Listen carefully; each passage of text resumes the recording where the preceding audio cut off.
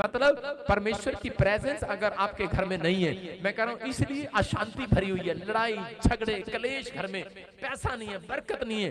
एक तो आशीष मुझे बता दो क्या है किसी के घर में?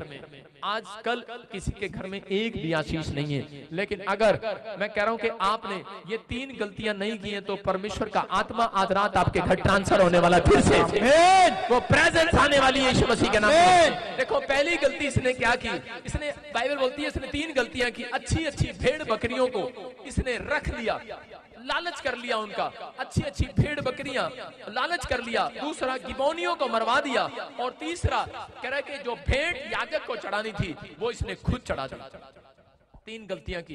देखो नंबर 1 गिबोनियों को मरवा दिया। आज मसीह लोग कह रहे हैं कि गिबोनी परमेश्वर का भय मानने लगे थे, वो अन्य जाति परमेश्वर का भय मानने लगे, इसलिए परमेश्वर ने कहा कहता इनको तुझे मारना नहीं है, इनको छोड़ना है। और आज भी मसीह लोग क्या करते हैं, कह रहे गिबोनियों को मारते हैं। कैसे मारते हैं? आप चर्च में आते हैं, आपके बराबर में गिबोनी बैठा हुआ है, मैं कह रहा हूं कि आपके बराबर में कोई बैठा है, सब लोग अन्य जातियों में से आए हुए हैं, लेकिन हम लोग जब मसीह विश्वासी या पादरी एक दूसरे की बुराई करते हैं तो आप एक गिबोनी को मार रहे हैं, आप परमेश्वर के खिलाफ जा रहे हैं। कह रहा जब आप एक दूसरे की बुराइयां करते हैं और उसको मारते हैं, आज उसके खिलाफ षड्यंत्र रचते हैं, कह रहे वो खत्म हो जाते हैं, वो लोग उनकी समस्याएं बढ़ जाती हैं, परमेश्वर क्रोध करता है ऐसे लोगों के ऊपर। और बाइबल बोलती है कह रहा कि दूसरा लालच किया इसने, कह रहा कि यहाँ पर कह रहा अगर आप किसी भी चीज का लालच करते हैं परमेश्वर काम करना बंद कर देता है, प्रेजेंस चली जाती है। इफिसियों के किताब में लिखा कि वहां पर क्लियर लिखा 5 के 5 में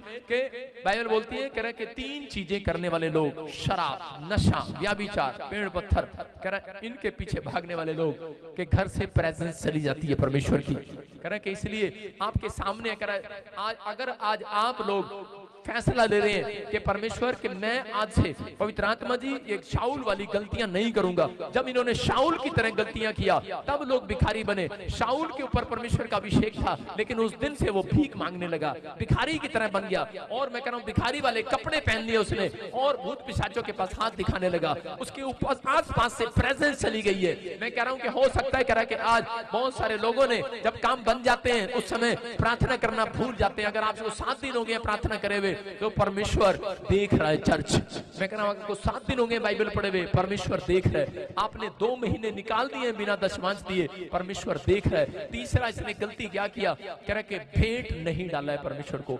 जो भेंट इसने चढ़ानी थी, शमूएल ने कह रहा प्रॉफिट ने चढ़ानी थी, वो भेंट ये खुद लेकर आ गया परमेश्वर के सामने। वो थोड़ा लेट हो गया और उसी समय राजा महाराजा उस समय जब युद्ध करने जाते थे तो किसी याजक को बुलाते थे कि हमारे लिए दुआएं कर और भेंट चढ़ा परमेश्वर को और उसी समय हम जीत कराएंगे। लेकिन जब ये प्रॉफिट लेट हो गया उसी समय वो खुद गया और भेंट चढ़ा दिया। और उसी समय शमूएल आता है और बोलता है कह रहा तुझे क्या दिया परमेश्वर ने, सरकारी नौकरी दिया, तुझे क्या दिया, बिजनेस दिया, तुझे क्या दिया? शाऊल बोलता राजा दिया, राजा बनाया मुझे, राजा की जॉब दिया। कह रहा तो मुझे क्या जॉब मिला है? बोलता है तुझे मिला याजक पद की जॉब मिला है। कह रहा मेरा काम तू नहीं कर सकता, तेरा काम मैं नहीं कर सकता। जब इसने ये गलती किया और उसी समय कह रहे कि उस दिन से परमेश्वर का आत्मा उसके पास से चला गया और उसी समय उठ गया परमेश्वर का आत्मा, चैन। और उसी समय इसके अंदर चैन नहीं आ रहा, परेशान हो गया। आज बहुत सारे लोगों को मैं गवाही बता रहा हूं कि एक बार इंग्लैंड में एक आदमी था और उस व्यक्ति ने क्या किया, उसका बहुत 50 करोड़ का बहुत सारे करोड़ों रुपए का फायदा हुआ और उसको लाखों रुपए उसके मैं कह रहा हो सकता है 5 करोड़ रुपया दशमांश बना उसका। कितना? 5 करोड़ दशमांश, कितना बड़ा फायदा हुआ उसका। और जिस पादरी से वो दुआ कराता था उसने बोला कि मैं तुझे दूंगा, लेकिन उसके बाद कह रहा जब पैसा हाथ में आया तो उसका मन लालच से भर गया, भेड़ बकरियां आ गई है उसके पास, अच्छी अच्छी चीजें लेना चाहता है वो। और उसने क्या किया, उसने कहा ये तो खा जाएगा। और उसने इंडिया के अंदर एक जगह में पंजाब में उसने एक मंदिर बना दिया और उसने चर्च बना दिया, भवन बना दिया। और उसने कहा ले, कह रहा परमेश्वर भी खुश हो जाएगा और मैं भी खुश, मुझे भी तसल्ली होगी कहीं पादरी पैसे न खा जाए। उसने अपने हाथ से बना दिया और जब बना दिया परमेश्वर ने कहा एक पादरी उस घर में रखा गया, उस चर्च के अंदर कहा वहां पर जाकर दुआ किया कर। और उसको आवाज लगाई प्रभु ने कहा उठ के भाग जा यहाँ से, इस चर्च में मेरी प्रेजेंस नहीं है, निकल जा यहाँ से। और उसी समय वो पादरी 10 दिन के बाद निकल गया।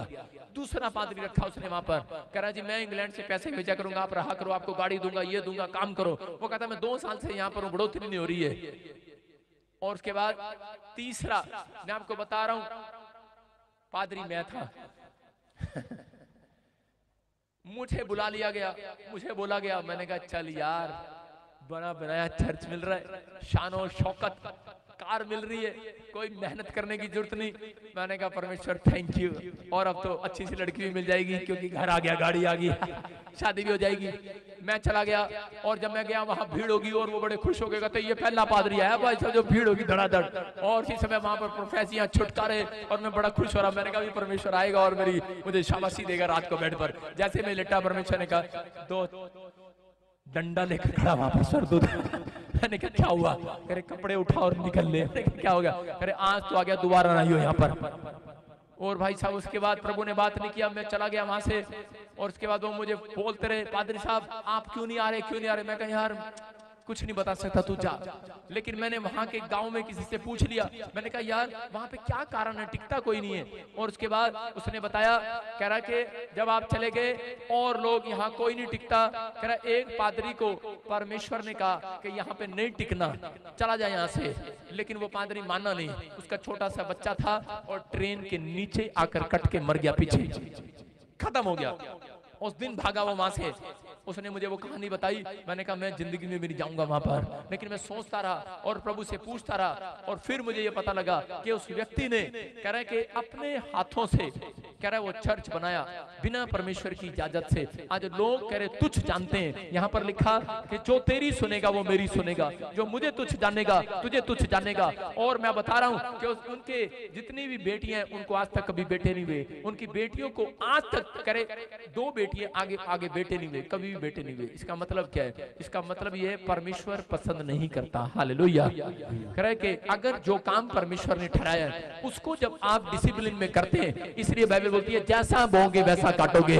अगर आज आप ये फैसला ले रहे हैं कि परमेश्वर मैं तेरे साथ अटैचमेंट रखूंगा, मैं पवित्र आत्मा तेरे बच्चों के साथ अटैचमेंट रखूंगा, जैसा तू सिखाएगा वैसा करूंगा। परमेश्वर ने, मैं कह रहा हूं एक जगह पर यीशु मसीह ने मिराकल नहीं किया। एक औरत के घर में करे शादी थी और उसके बच्चे के घर में करे के दाखरस घट जाता है, लेकिन गलील के काना में जब दाखरस घट गया तो उसी समय मरियम को सिफारिश लगाया गया। बहुत लोग मुझे सिफारिश लगाते हैं, ये हमारा रिश्तेदार है, इसे ठीक कर दो, लेकिन नहीं होता ऐसे। मैं आपको बता रहा हूँ जिसको वो ना चाहे तब तक वो ठीक नहीं करता। जब तक आप यहाँ पर आकर परमेश्वर के सामने अपनी तौबा नहीं करते, डिसिप्लिन में नहीं चलते, परमेश्वर काम नहीं करता। मैं कह रहा हूँ कि हाँ हो सकता है कई बार वो हमारी सिफारिश सुन लेता है, लेकिन अधिकतर परमेश्वर कह रहा आपके मन को, आपके चाल चलन को देखना चाहता है। माँ ने कहा मरियम ने, कह रहे ये घड़ा भर दे, लेकिन उसने कहा जा चली जा यहाँ से, मैं नहीं कुछ कर सकता इसमें। चेलों ने कहा प्रभु इस पे दया कर दे, ये घड़ा खाली है, लेकिन 6 के 6 घड़े खाली थे। यीशु मसीह ने कहा मेरा अभी समय नहीं आया, मेरा टाइम नहीं आया। अरे 5 मिनट पहले टाइम नहीं आया, लेकिन जब वो डिसिप्लिन में आए, परमेश्वर की बात को मान कर आए, उसने कहा जाओ घड़ा मुंह भर कर लेकर आओ।